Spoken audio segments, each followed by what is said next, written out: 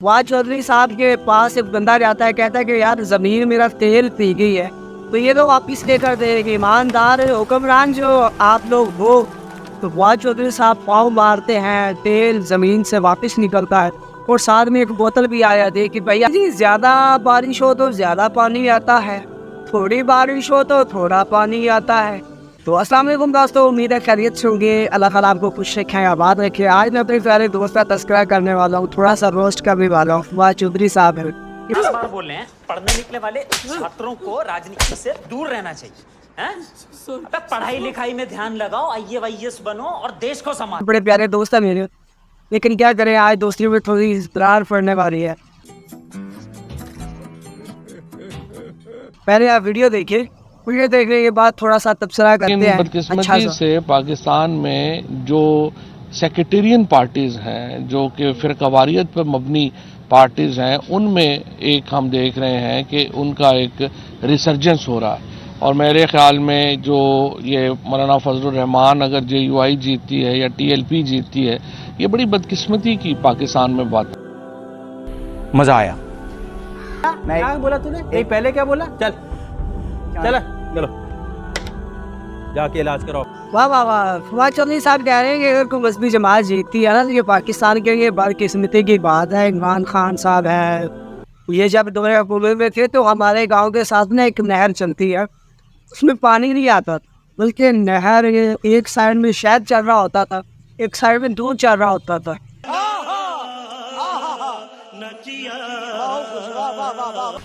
मस्त जोक मारा रे, ये हंस रहे हलकट हंस। जिस चीज़ की ज़रूरत होती थी हम पार्टियाँ भर के नए आया करते थे।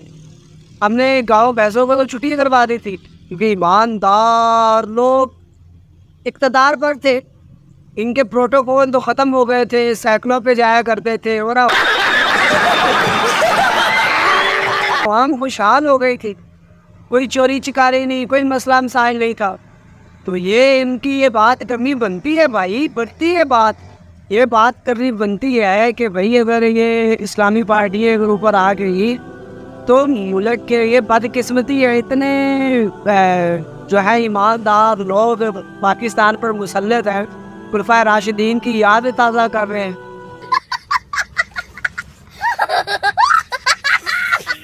फवाद चौधरी साहब के पास एक बंदा जाता है, कहता है कि यार ज़मीन मेरा तेल पी गई है, तो ये तो वापस लेकर देंगे। ईमानदार हुक्मरान जो आप लोग हो, तो फवाद चौधरी साहब पाँव मारते हैं, तेल ज़मीन से वापस निकलता है और साथ में एक बोतल भी आया दे कि भैया आपके पास बोतल हो या ना हो, आप उसमें तेल डाल दें।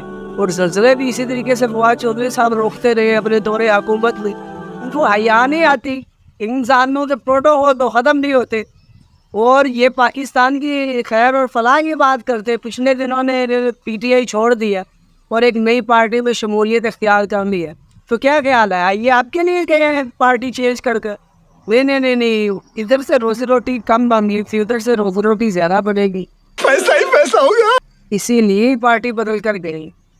बस मिसाल लोटो जैसी है, पहले ये खुद कहा करते थे, अभी ये खुद लोटे हो गए, बल्कि पहले से ये लोटे थे, लेकिन PTI में आए तो थोड़ी सी इनको इज्जत मिल गई थी, रिस्पेक्ट मिल गई थी, लेकिन अब भी वो गैया ही हो गई।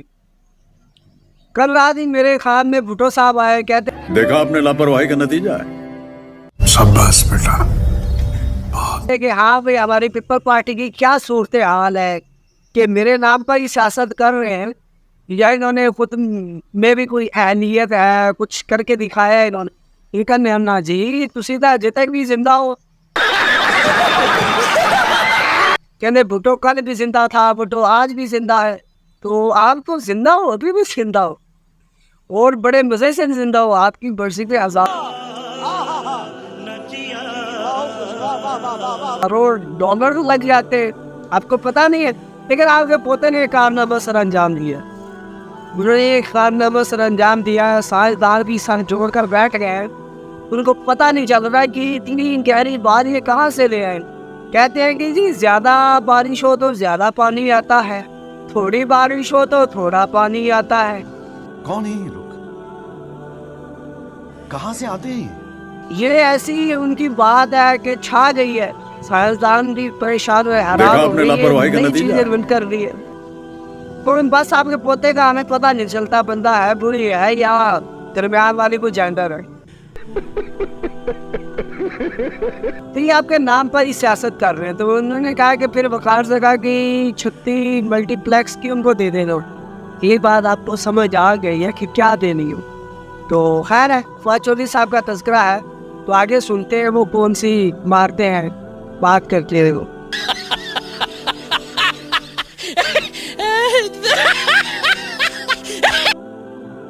लिया है कि ये कोई ना कोई बहाना बना के बाहर निकलते हैं और सड़कें ब्लॉक कर देते हैं। रियासत जो है उसकी कोई सब्र की कोई लिमिट होती है, कोई इंतहा होती है, और वो डिसीजन यही है कि ये जो अब कालदम तहरीके लब्बैक है, इसको मिलिटेंट पार्टी के तौर पर ट्रीट किया जाएगा। इनको हम कतई तौर के ऊपर अब एक सियासी जमात के तौर पर ट्रीट नहीं करेंगे, और बाकी इदारों को भी मैं समझता हूँ अपनी जिम्मेदारी अदा करनी चाहिए। ये जो यहाँ पे इलेक्शन लड़ने की इजाज़त इलेक्शन कमीशन की तरफ से अभी तक उनको दी गई है, उसके ऊपर अदालतों का जो मामला है, तमाम जो हमारे इदारे हैं उनका ये फ़र्ज़ है कि वो अपना अपना किरदार अदा करें, और इस तहरीक को हम इंशाअल्लाह ताला जिस तरह से बाकी टेररिस्ट ऑर्गेनाइजेशंस का खात्मा हुआ है, आप देखेंगे कि इनका आगे मामला जो है तरीके से क्या बोला किया जाएगा। तूने? नहीं पहले क्या बोला? चल चल चलो जाके इलाज कराओ। चलो जी, कहते हैं कि भाई तहरीक लब्बैक की है ना, ये आए दिन कोई ना कोई बहाना बनाती है और निकल आती है, और इनको आप दूसरी जमातों की तरह हम कालादम करेंगे और निकाल देंगे। भाई ये बच्चे तुम्हारी सोच है, ऐसा कुछ नहीं होने वाला। अब तहरीक लब्बैक दिन ब दिन इंशाअल्लाह मजबूत होती चली जा रही है, हो जाएगी। अभी दूसरी बड़ी पार्टी तहरीक लब्बैक की है और इसको कालादम करार दिलवा रहे हैं, वाह वाह वाह। और दूसरे अदारों को भी कह रहे हैं कि भाई इसको वोट में डाल दे। तो 9 मई वाले वाक़यात के बारे में आपका क्या ख्याल है? पाकिस्तान में इन्होंने ज़लीलों ने सारे मुल्क का निज़ाम बदल कर दिया, आर्मी के खिलाफ लोगों को कर दिया। और ये ईमानदार ऐसे हैं कि अपने दौरे हुकूमत के अपने करतूते ये भूल गए। इन्होंने जलसे किए, जलूस किए, धरने दिए, भूल गए इस बात को। और जब TLP दीन के नाम पर निकली तो ये कहते हैं कि भाई इसको कालादम करो, ये दीन का नाम लेते क्यों है? तो भाई तुम्हारे पेटों में, तुम्हारे आगे पीछे सभी चीज़ों में दर्द जो हो रही है, जो तकलीफ हो रही है, वो किसी और चीज़ की हो रही है, हमारी वजह से नहीं हो रही। तो अल्लाह ताला आपकी दर्दों को, आपकी तकलीफ़ों को दूर फरमाए। खत्म, bye bye, tata, goodbye, गया। वो तहरीक लब्बैक कल भी थी, आज भी है और इंशाअल्लाह रहेगी। एक बादशाह है, उसका शॉर्ट सा किस्सा आपको बताता हूँ कि हज़रत सैयदना इस्माईल अलैहिस्सलाम से किसी ने पूछा कि आपको भी कभी किसी पर तरस आया? कहते हैं कि मुझे कभी ख़ास किसी पर तरस नहीं आया, लेकिन एक शख्स पर ज़रूर आया था। एक औरत थी, एक औरत और एक बच्चा कश्ती में सफ़र कर रहे थे। रास्ते में तूफ़ान आता है, कश्ती टूट जाती है और वो किसी तख्ते का सहारा लेकर किनारे तक बमुश्किल पहुँचती है। तो जैसे ही पहुँचती है, मुझे अल्लाह ताला हुक्म दे देते हैं कि भाई जाओ, उस जो औरत है ना उसकी रूह कब्ज़ कर लो। ये तरस आता है उस बच्चे पर, क्या बच्चे का क्या गुजारा होगा, क्योंकि वीराने में पड़ा है। लेकिन बाद में अल्लाह ताला उसकी रोज़ी का इंतज़ाम फरमा देते हैं और आहिस्ता आहिस्ता वो बड़ा हो जाता है, यहाँ तक कि वो मुल्क का बादशाह हो जाता है और बाद में वो खुदाई का दावा कर दे। इसी तरीके से ये अल्लाह ताला ने इनको इज्जतें दी। और ये है ऐसे नमरूद की तरह बादशाह बनकर बैठ गए, इनके इंतजार से नीचे तो आना ही नहीं है भाई। अब तो ये ऊपर वाली हवाओं में चले गए। तो इन्होंने अपने इक़्तिदार में इतनी ही चबले मारे, इतने मामलात किए, आशिकाने रसूल पर जुल्म सितम किए, तो ये भुगत रहे। ये है इनके दौरे हुकूमत की बातें। आपको अब ये वीडियो में दिखाने वाला हूँ जो इनके दौरे हुकूमत की बाद की वीडियोज़ है। चले लाइज़ा करते हैं।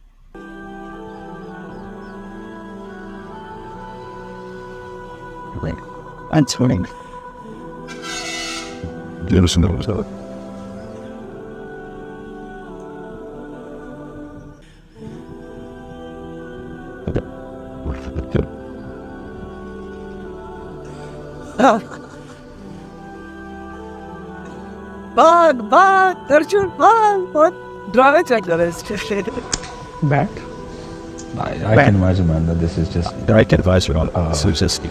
It's unfortunate on this क्योंकि मैं अहमद यूसुफ के केस को जानता हूँ. क्योंकि मैं हमारे सब के केस के जानता हूँ. तो ये एकदम तारे फ्लोर के बाद में एक बात आई, इसके चेक करो भाग कितने मजे गए हूँ।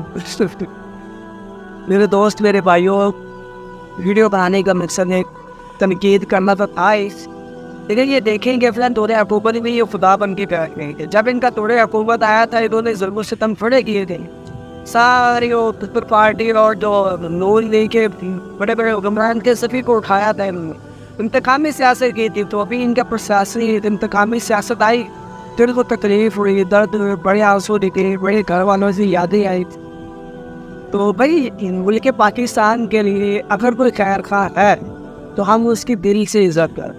ये खैर खा रही है अपने पेड़ पे हाथ मारने वाली। पिछले दिनों में भी एक रिपोर्ट शाया हो रही थी कि 52,000 कुछ बनता है बिल एक वापदा के मुलाजिम का, और 1200 कुछ रुपये उसने देने, बाकी उसने उसके बाप ने आकर देने। इतना प्रोटोकॉल सरकारी मुलाजिम को क्यों दिया यार? एक दिहाड़ीदार मजदूर है, 500-700 रुपये उसकी दिहाड़ी है, उस बेचारे को 12,000 रुपये आपने बिल दिया हुआ है, और वो जो सरकारी मुलाजम है उसको सरकारी सहूलियात भी दी, वो नवाब का बच्चा 1200 रुपये दे। तो ऐसे नाराम ये चलेगा, ऐसे मुझे तरक्की नहीं कर। तो मुल्क पाकिस्तान को अगर चलाना है तो अपनी ये आसाइशें थोड़ी सी कम करें, कर्जा लेकर आए नवाब के बच्चे और गाड़ियाँ दे दिए सरकारी ऑफिसरों को, 1.5 अरब रुपए की गाड़ी दे, अन्नी दो तुसी कर्जा किस वास्ते लैन गए, वास्ते गए ये सो कि सरकारी मुलाजमत को गाड़ियाँ दे दिए। मुल्क पाकिस्तान के लिए सोच लो, हाँ क्या वाला दिन आपको ज़रूर जवाब देना पड़ेगा कि अनमताहत के बारे में सवाल जवाब तो होना ही होगा, तब मुश्किल हो जाएगी। अगर आपके पास इक़्तिदार आया है तो इस इक़्तिदार को सही से इस्तेमाल करें।